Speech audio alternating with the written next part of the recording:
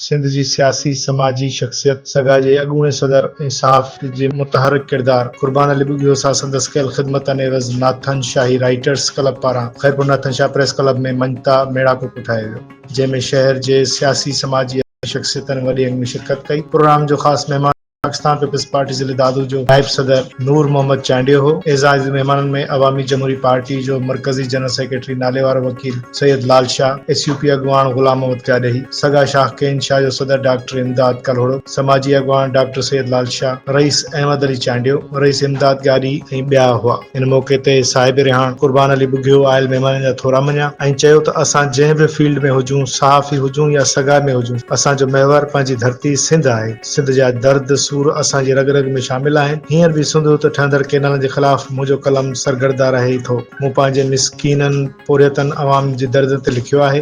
अवां सभु शाहिद आहियो त मूं हमेशह वक़्त जे हुक्मराननि जे ग़लति अमलनि ते लिखियो आहे। इन मौक़े ते मुख़्तलिफ़ अॻवाननि पिणु ख़िताब कयो ऐं सहाफ़ी कुर्बान बुगियो जे कयल ख़िदमत ते रोशनी विधी।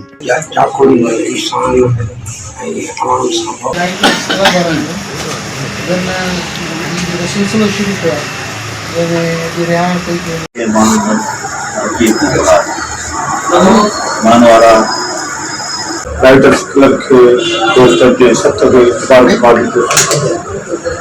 कुर्बान अली बुगियो साहब प्रोग्राम में सदावत कर रहा है। सभी सवाल दोस्त के साथ भी ये अपनी गलायो सुनो गलायो टाइम मुख्तसर है उनके बात का प्रति ये वक्त कटे ये उम्र सब साथ सजा हुआ तो बना काम